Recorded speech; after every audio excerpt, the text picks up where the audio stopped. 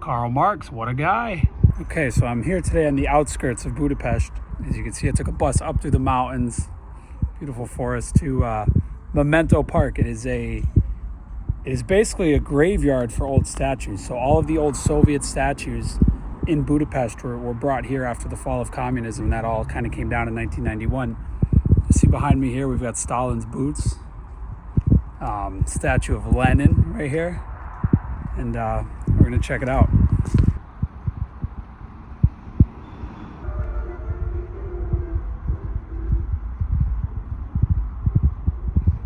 So many souvenirs here. You hear that Soviet music playing?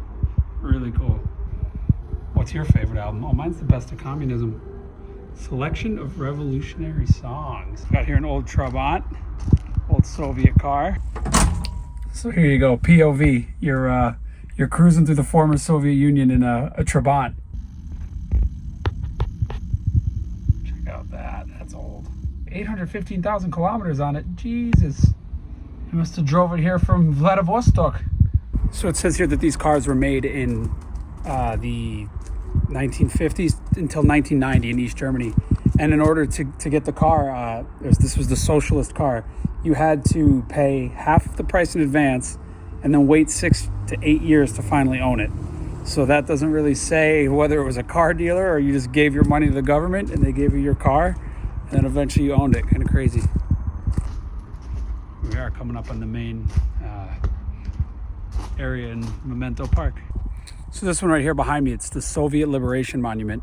And the reason that there were so many Soviet monuments here that the Hungarian government put up is because the Soviet Union is the reason that World War II was won by the Allies. It is the reason that we won. They are a large part of it. The Soviet winner, the manpower, and it's easy to get wrapped up in our North American on our high horse. But there were a lot of people, a lot of this working class, normal people of the Soviet Union villages who gave their entire bloodlines. Their whole village was decimated of all the men because they all went to war to fight against Hitler. There are periods of history where the Soviet Union was on the right side of things, the most notable being World War II.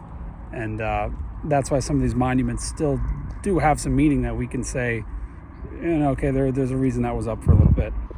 I'll check it out here. It's in Hungarian and Russian.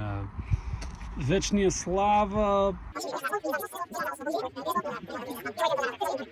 Vengresko Naroda. I didn't know all the words. I had to look up a few, but basically it just says eternal glory, freedom to those who died in battle for the freedom of the Soviet Union and Hungary. This guy, PPSH over his head. I think it just says thank you to the Soviets for liberation, for freedom, something like that. This is absolutely larger than life here. That's a Soviet soldier putting up the Soviet flag in Hungary after they liberated it from the Germans. Let's zoom out here. This PPSH again, of course, fur hat.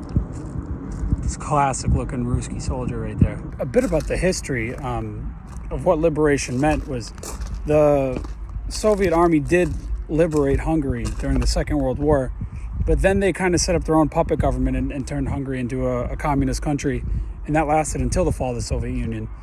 On one hand, they were liberated from the German Empire, but it's a liberation.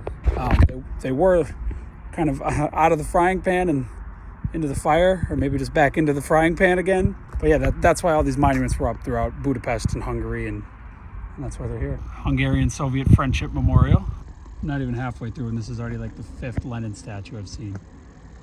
So just to give you guys a timeline of events, World War II was happening in the 40s, and it was the Soviet forces who ended up liberating Hungary in 1945 from the German-backed government, the Nazi-backed government, the Arrow-Cross Party, which was carrying out a genocide of Jews and other people within Hungary itself. They ended up pushing them out, and eventually the Hungarian people got sick of the Soviets too. There was an uprising in 1956, which was crushed, and Soviet rule held on until 1990. The reason that these monuments are out here and not in the city center is because communism ultimately wasn't working. It was not. Countries are failing. So these countries are all proud to have moved on from the brutal pasts that they've experienced. But you have to remember where you've been and where you're headed, and in a way, these statues being here are a testament to democracy within Hungary, within Eastern Europe, and that's why they're not just scrapped and they're left here for us to still be able to view. Look at this, 70 and sunny. This is Budapest? Or is this San Diego? Come on. October, whatever it is today, October 6th maybe? It's gorgeous. 40 years ago, there were probably kids riding their skateboards on this and sitting there drinking beer. And now we look at it in a museum. It's very interesting when you're walking through a park like this and you're looking at all these old statues, because at the time these people were heralded as heroes. But they were really just, a lot of them were just politicians and statues in a way really are propaganda. I mean, there's a way to commemorate someone, and it doesn't mean it's deserved. Just because there's a statue doesn't mean that the person who is on the statue deserves the statue to be made. So while I really don't know much about a lot of these people, like some of these Hungarian figures, maybe some of them were at the head of some nice reforms or something, but a lot of communism's impact here was not very good, and hence why these statues are now in a graveyard on the end of the city. Monument to volunteers from Buda who joined the Soviet forces. So as I'm looking here at Captain Ostapenko, who was the leader of the charge to liberate Budapest, you're also reminded that it was liberated from Hungary. It was liberated from a government, even though that they were pro-Nazi. There were so many Hungarians who died in the so-called liberation of their own country.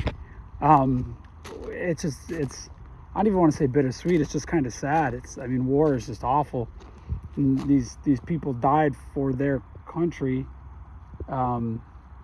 which was basically on the wrong side of history already, and then became on the wrong side of history again, sort of, because they were under communist rule. And it's just a lot to think about. The battle for Budapest, it was 50 days long, so that's significant. That's a lot of dead people.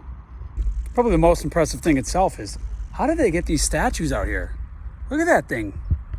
That's 10 times as tall as I am. How did they get that out here without damaging it? There you go, not a war memorial, but the Workers' Movement Memorial. Socialism, communism, all about the worker. Or so they say. Look at that tower over there. What do we think that is? That definitely looks Soviet era. This place is honestly a little eerie. It's taken care of decently well, but it's definitely not like a typical tourist attraction, which kind of, I think, adds to the vibe and the remembering and the importance of everything. It's an authentic experience.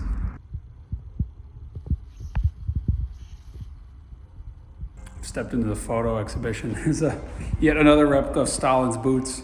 When they tore down Stalin's statues right here, they said all that was left was his boots. Here in the theater watching a documentary with all my friends. Going back behind Stalin's boots here, there's a bunker. Echo! Stalin!